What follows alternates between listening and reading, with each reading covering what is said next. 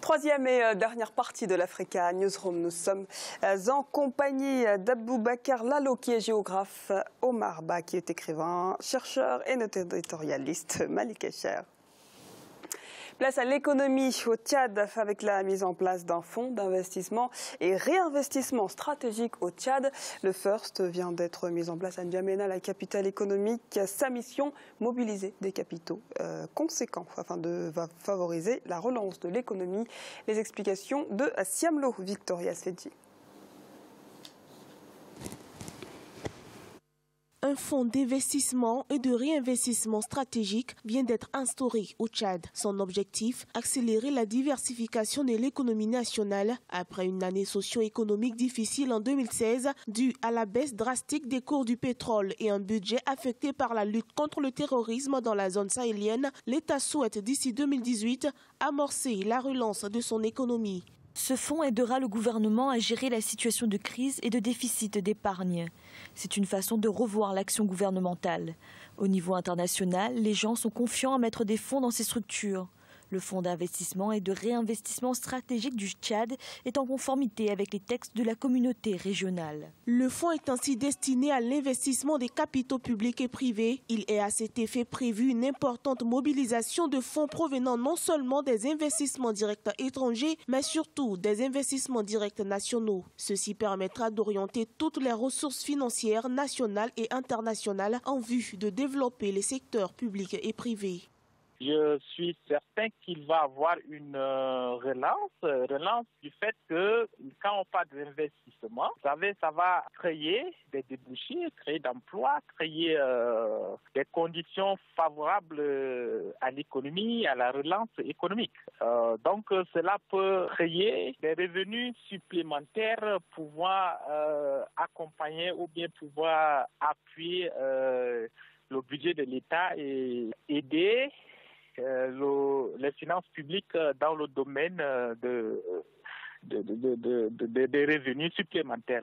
Depuis ces 5 dernières années, des investissements, même s'ils sont insuffisants, ont été réalisés dans des secteurs porteurs comme l'agriculture, l'élevage, la santé. Aujourd'hui, des analystes décrivent l'absence de certaines infrastructures de base et de services publics de qualité pour rendre le pays plus attractif et compétitif.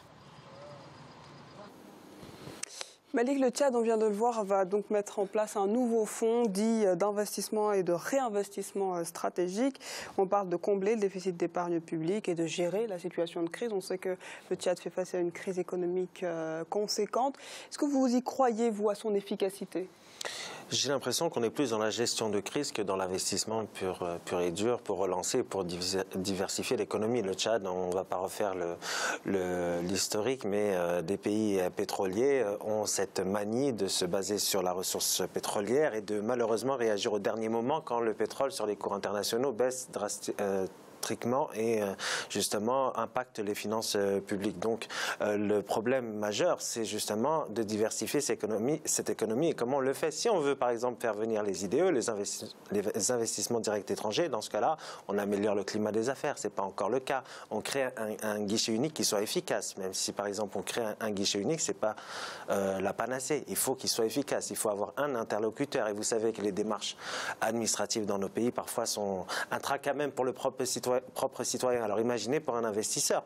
Donc pour le cas du Tchad, qui est une économie dépendante fortement des hydrocarbures, il faudrait justement s'ouvrir davantage et essayer justement de choisir les bons axes de développement, parce que pendant longtemps... oui, parce que quand on parle de réinvestissement stratégique, on parle de quel domaine finalement? Déjà, on a parlé un peu de l'agriculture. La pierre angulaire du développement économique, c'est satisfaire sa population sur le plan agricole. Donc permettre à sa population de se nourrir. Et donc de se défaire des importations agricoles. Nous sommes des pays africains, malheureusement, qui importent beaucoup d'éléments, beaucoup de denrées alimentaires, alors que nous pouvons les produire sur place. Je ne dis pas que le Tchad a des soucis sur le plan climatique, de stress hydrique, c'est très difficile. Mais il faut déjà axer sur ce domaine-là. L'agriculture, c'est le parent pauvre, malheureusement, des budgets africains. Monsieur Lalo, quand on parle de fonds d'investissement et réinvestissement stratégique, pour un pays comme le Tchad, vous pensez à quel domaine qu'il faudrait prioriser pour ce type de fonds?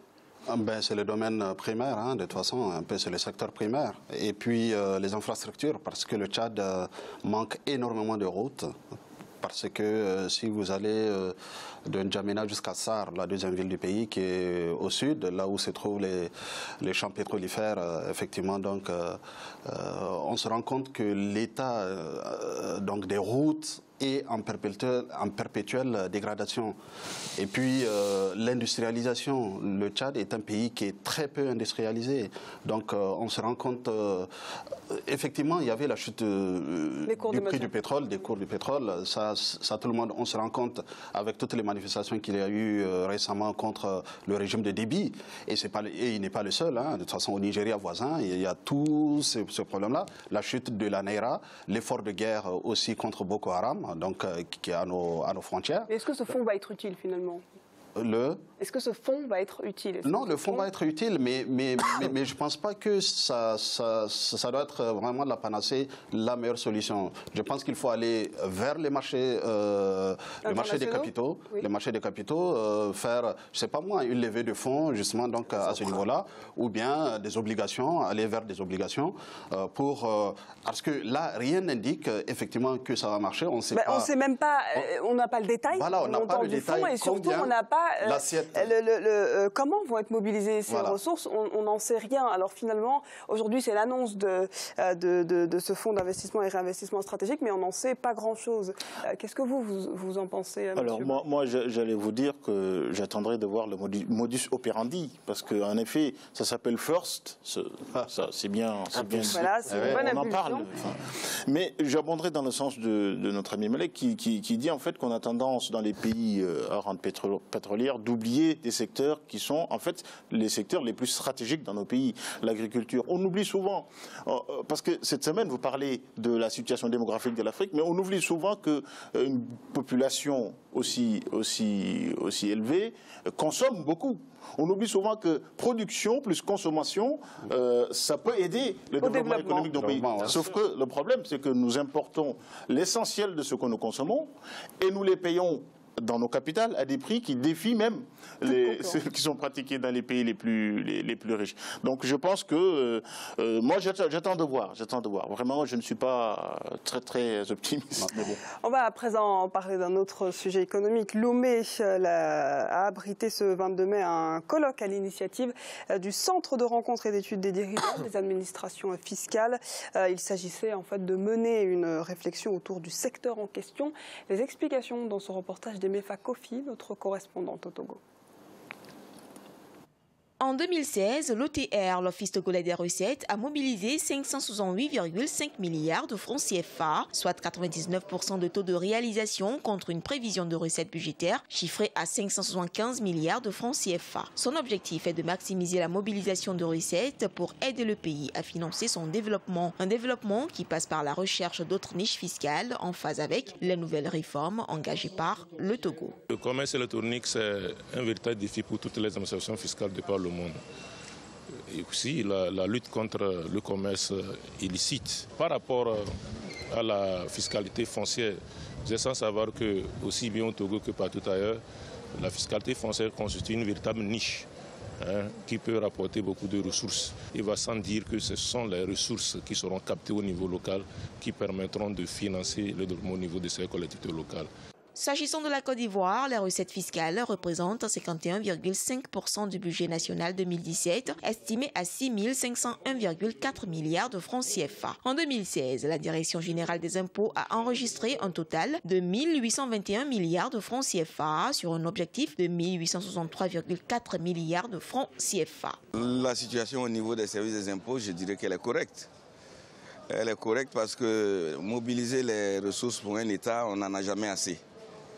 Les ressources ne suffiront jamais. La preuve, nous sommes constamment obligés de nous tourner vers les partenaires extérieurs pour solliciter donc des appuis budgétaires. Le Togo et la Côte d'Ivoire et bien d'autres pays africains sont membres du Centre de rencontres et d'études des dirigeants des administrations fiscales qui a tenu à Lomé du 22 au 24 mai sa rencontre annuelle. La thématique centrale, la mobilisation des recettes, quelle action pour une administration fiscale efficace. Monsieur Ba, quelle action vous voyez pour optimiser ces administrations fiscales de façon globale en Afrique ? pour le coup, là, c'est une action particulièrement qui est à saluer. Parce que le problème dans nos pays, c'est le secteur informel. C'est-à-dire qu'on a des entreprises qui se créent en souterrain, qui sont clandestines et qui génèrent des recettes fulgurantes et n'en font pas profiter la collectivité. Donc se doter d'un outil de collecte des impôts efficace à même d'augmenter les recettes fiscales, c'est ce qui, me semble-t-il, est prioritaire. En tout cas, une des priorités dans nos pays.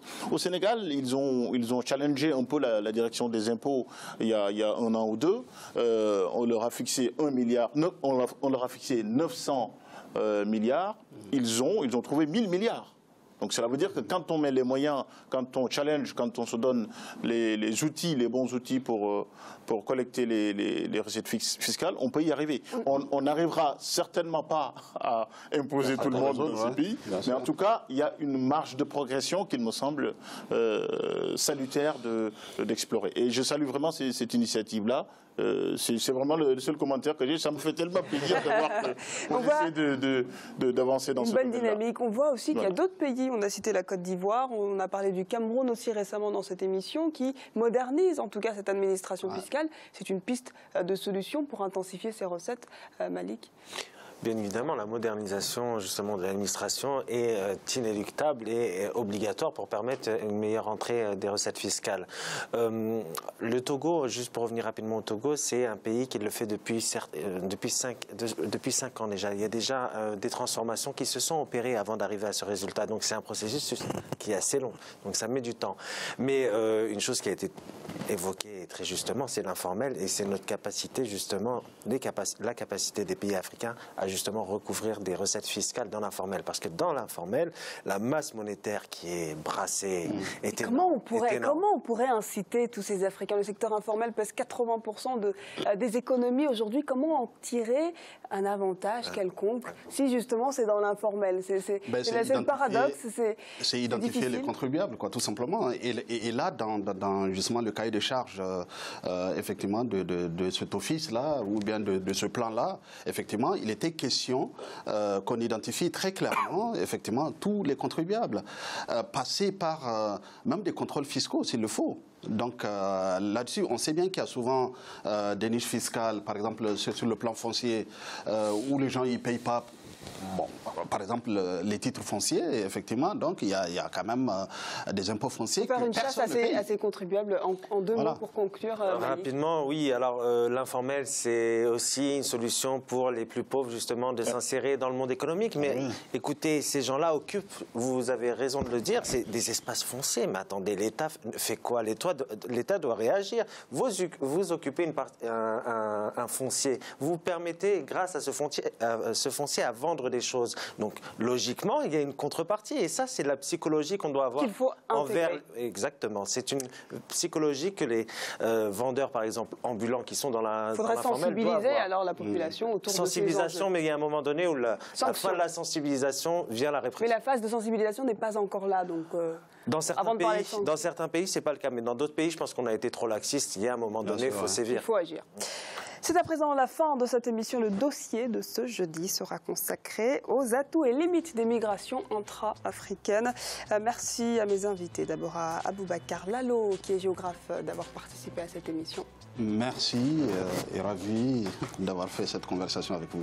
Merci. Merci également à Omar Ba, qui est écrivain et chercheur. Merci Diarra de m'avoir invité, merci à mes amis et merci à tous ceux qui nous ont regardés. Et merci enfin à notre éditorialiste Malik Acher. Merci Diarra, un plaisir d'avoir partagé ce plateau également. Plaisir partagé, messieurs, et bien entendu, merci à vous, chers téléspectateurs, de nous avoir suivis.